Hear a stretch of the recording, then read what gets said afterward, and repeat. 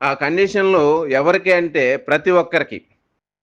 ఇప్పుడు ఏదైనా ఒక రూల్ పాస్ చేస్తే అది మా ఇంట్లో అన్నయినా సరే, తమ్ముడైనా సరే అంటాం గదా! అలాగా ఈరోజు మన కంపెనీలో ఉన్న మార్టిన్ డిగార్మ్ అయినా సరే, రాబిన్ బెల్ అయినా సరే, రాబిన్ నోబెల్ అయినా సరే వీళ్ళిద్దరికి యాష్‌కి అతి అతి సన్నిహితులు. దగ్గరగా బ్రదర్స్ అని పిలుస్తుంటాడు. అలాంటి వాళ్ళకి గూడా ఇది వర్తిస్తుంది అని జెప్పేది చెప్తున్నాడు సీఈఓ గారు. అలాగా ప్రతి ఒక్కరికి వర్తిస్తదిది. ఎవరికైనా ఒకటే రూల్ అన్నట్టుగా కొన్ని కండిషన్స్ అయితే రాబోతున్నాయి. కండిషన్స్ వస్తున్నాయంటే ఎప్పుడొస్తాయి కండిషన్సు? కంపెనీ పబ్లిక్‌లోకి తీసుకొచ్చినప్పుడు వస్తాయి. అంటే కంపెనీని రేపు మనం పబ్లిక్‌లోకి సీఈఓ గారు లాంచ్ చేయబోతున్నాడు బిజినెస్‌ని. బిజినెస్ లాంచ్ చేసినంక అప్పుడు అన్నీ గూడా పర్ఫెక్ట్‌గా ఉంటాయి. ఇప్పుడు దాకా ప్రతి ఒక్కరికి చెప్పడానికి అది ఎప్పుడొస్తది, ఎలా వస్తదో తెలవదు. ఇప్పుడు అన్నీ రెడీ అయిపోయినాయి కాబట్టి ఒక బిజినెస్ ఏదైనా ప్రతి బిజినెస్‌కి కొన్ని రూల్స్, రెగ్యులేషన్స్ ఉంటాయి. ఆ రూల్స్, రెగ్యులేషన్స్, ఆ కండిషన్‌ల మేరకు నడిస్తేనే ఆ బిజినెస్ సక్సెస్ అవుద్ది.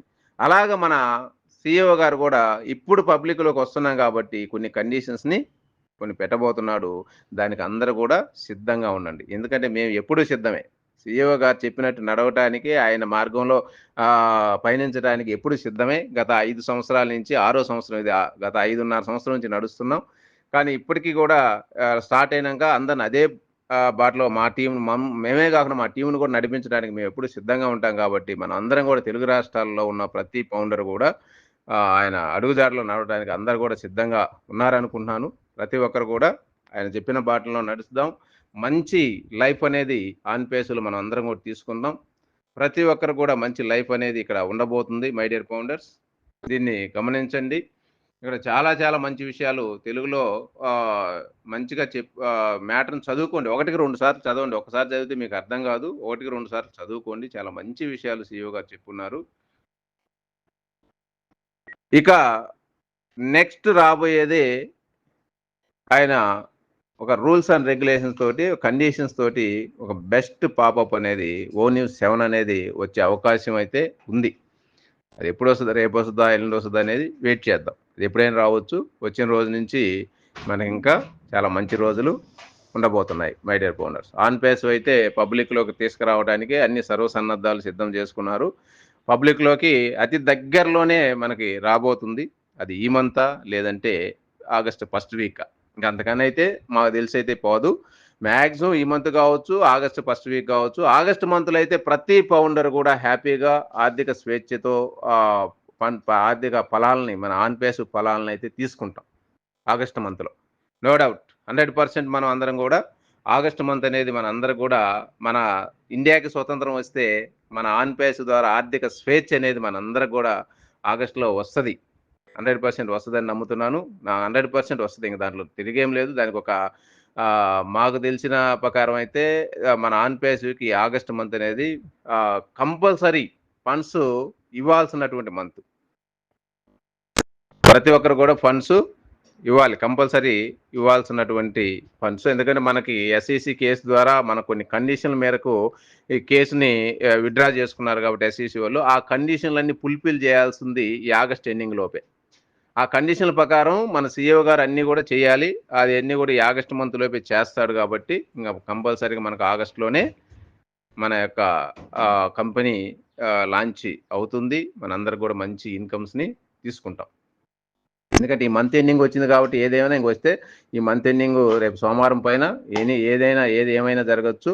ఎటువంటి కండిషన్స్ అయినా, ఎటువంటి మెసేజ్ అయినా మంచి మెసేజ్ మనకి ఈ మంత్ ఎండింగ్‌లో మనం వినబోతున్నాం, చూడబోతున్నాం మై డియర్ ఫౌండర్స్. అంతేగాని మీరు ఎవరో చెప్పింది ఏదో అన్నారని చెప్పి వాటికి భయపడొద్దు. ఎవరిని లెక్కలో పెట్టుకోవాల్సిన అవసరం లేదు. మీరు ఆన్ పేస్‌లో వచ్చే ఓ న్యూస్‌ని ఫాలో అవ్వండి. మీ సీనియర్‌లు, మీ అప్‌లైనర్ చెప్పే మాటలు వినండి. అంతేగాని ఎవరో ఎక్కడో ఏదో ఒక వాయిస్ పెడితే దానికి ఉలిక్కి పడటం. ఏం సార్ ఆయన ఎట్ట చెప్పిండు? ఆయన ఎవరు ఈళ్ళేమన్నా కంపెనీ సీఈఓలా? లేదంటే కంపెనీ నియమించుకున్నటువంటి ఆహ్, ఎల్‌సీ నంబర్‌లా? కాదు కదా! మరి వాళ్ళందరూ చెప్పినయి ప్రతిదీ విని ఉలిక్కి పడటం ఎందుకండి? ఎందుకు వృధాగా ఆరోగ్యం చెడగొట్టుకుంటారు? ఎందుకు భయపడతారు ప్రతిదానికి? చెప్పినోడల్లా జరిగే పనైతే ఈరోజు ఆన్ పేస్ ఇట్లెందుకు ఇలా ఎన్ని రోజులు ఎందుకుంటది? చెప్పినయన్నీ జరగవు. కానీ ఇక్కడ జరిగే పరిణామాలు, జరిగే ప్రాసెస్‌ని ఫాలో అవ్వటం ఒక్కటే ఇక్కడ కావాల్సింది. ఇప్పుడు 'ఆర్‌కే రెడ్డి' చెబుతున్నాడంటే జరిగే ప్రాసెస్‌ని ఫాలో అవుతా వచ్చామే తప్పితే, 'ఆర్‌కే రెడ్డి' డేట్లు చెప్పినా, టయాలు చెప్పినా, ఆ టయాలన్నీ ఇక్కడ జరిగే ప్రాసెస్‌లోయే. ఈరోజు సీఈఓ గారు ఇన్ని సంవత్సరాలు 7 సంవత్సరాలు ఎలా తీసుకొచ్చారంటే ఆ ప్రాసెస్ చెప్పుకుంటూనే తీసుకొచ్చాడు. అలా తీసుకొచ్చాడు కాబట్టి ఇన్ని సంవత్సరాలు దాన్ని నిలబెట్టగలిగాడు. ఇది ఒకటి గమనించండి. ఎంత ప్రతివోడు వచ్చి అది కాదు, ఇప్పుడు రాదు, ఇంకా ఎప్పుడో వస్తదని. ఈళ్ళు మేధావులా? లేదంటే ఏమన్నా కాలజ్ఞానం చెప్పేవాళ్ళా ఈళ్ళు? లేదు గదా!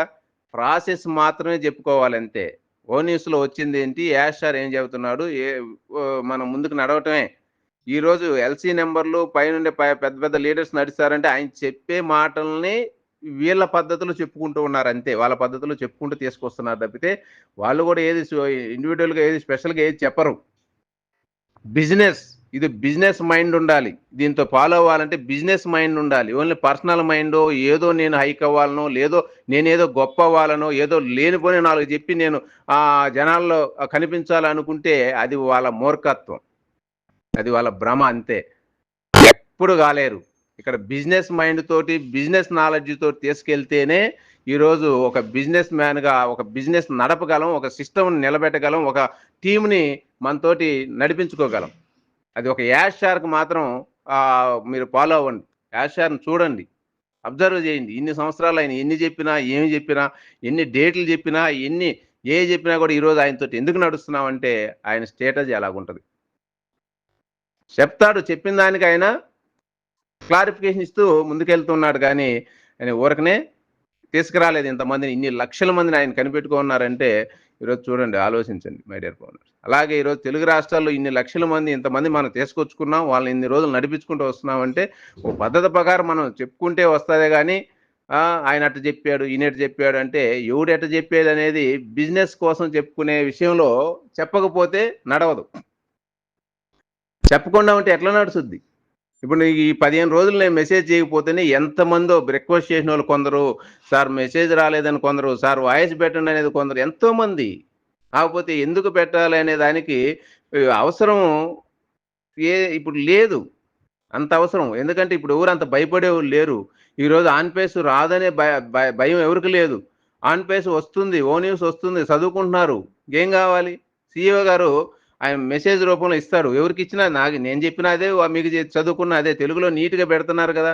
ఏదొచ్చినా కూడా తెలుగులో చదువుకుంటున్నాము. ఇంకేం కావాలి? అంతేగాని బయటేదో ఎవరో చెప్పిన ఇన్ఫర్మేషన్‌లు, ఎక్కడొచ్చిన ఇన్ఫర్మేషన్‌లు తీసుకొచ్చి వాటిని కన్ఫర్మ్ అనుకోని వాటిని బలంగా జనాల్లో చూపించడం అనేది అది కరెక్ట్ కాదు. అది కొంతమంది మనోళ్ళు చేస్తున్నారు గానీ అది చేయబాకండి పొరపాటున కూడా. ఎందుకంటే ఏదొచ్చినా మీకు మీరు ఎన్ని చెప్పుకుంటున్నా కూడా ఓఈఎస్‌ని ఫాలో అవ్వండి అని చెప్తున్నారు కదా! మరి ఓఈఎస్‌లు వస్తే చెప్పండి. ఎక్కడో ఎవడో ఫారిన్‌లో ఒకడు చెప్పాడు సార్ అంటే అది నిజమా? ఫారిన్‌లో ఒక యూట్యూబ్ వచ్చింది సార్ అంటే అది నిజమా? వాడొక పిచ్చోడు అక్కడ ఫారిన్‌లో. ఆ పిచ్చి మనకు పట్టిస్తే ఎట్లా? వాడికేదో పిచ్చి బట్టి చెప్పుకున్నాడు. ఇంకోటి మీకు స్టార్టింగ్‌లోనే మాకు ఒక పెద్దాయన ఉండేవాడు ఫారిన్‌లో. అసలు ఆయన చెప్పే మాటలు ఇంటే అసలు మైండ్ పోద్ది. ఇంటానికి రొంచేపు ఆనందంగా ఉంటది. సరదాగా ఉంటది. కానీ అది నిజమైతే కాదుగా. అట్లా గతంలో జీవీరావు గారు మాకు కలిపి, సార్ ఇది చూడండి భలే చెబుతాడు ఈయన అని చెప్పి కలిపేవాడు ఒకాయన్ని. పెద్దాయన్ని. ఫారిన్‌లో. అట్లా ఇయన్నీ వాస్తవాలు కాదండి. వాస్తవం ఆన్ ప్యాసివ్‌లో మన సీఈఓ గారొచ్చి చెప్పాలా? లేదంటే పాపప్ మెసేజ్‌లో రావాలి. ఈ రెండే వాస్తవాలు. ఈ రెండిటినే ఫాలో అవ్వండి. ఈ 2 ఏం చెబుతున్నాయి? నడిపిచ్చే క్రమంలోనే ముందుకు తీసుకెళ్తుంటాయి ఇవన్నీ. సీఈఓ వచ్చి చెప్పినా, పాపప్ వచ్చి చెప్పినా నడిపిచ్చే క్రమంలో ముందుకు తీసుకెళ్తాయే తప్పితే, ముందుకెళ్ళటానికి అంతేగాని ఇది ఎప్పుడో రాదు, ఇప్పుడే రాదు, ఎప్పుడో రాదు అని చెప్పుకునేదానికి కాదిక్కడ. ఇప్పుడంతా కొంతమంది మేధావులున్నారు. ఎవరన్నా ఒక విషయం చెబితే వింటారు గానీ ముందొచ్చి చెప్పరు. ఆ రోజొచ్చి నేను చెప్పాగా వచ్చిందా అంటారు. ఈళ్ళంతా ఎవరీళ్ళు? అంటే ఈళ్ళు మేధావులేనా? నేను చెప్పాగా రాదంటే? అంటే ముందు చెప్పొచ్చుగా. అదేదో చెప్పేది ముందు చెప్పొచ్చుగా. నేను ఒకాయన అంటున్నాడు 24 వచ్చిందా? అని ఒకాయన ఎకిలిగా మాట్లాడటం, ఒకాయన వాయిస్ చేయటం నార్త్‌లో. ఇయన్నీ దేనికి సంకేతం? ఎకిలి శాస్త్రాలు తప్పితే ఏమన్నా ఉందా? 24 వచ్చింది అనుకున్నాం రాలేదు. కాకపోతే 26 వస్తది. లేదంటే 30 వస్తది. లేదంటే ఆగస్ట్ వస్తది. ఏం తప్పేంటి? ఆన్ పేస్ మనం చెప్పుకున్న రోజే రావాలని రూల్ ఉందా?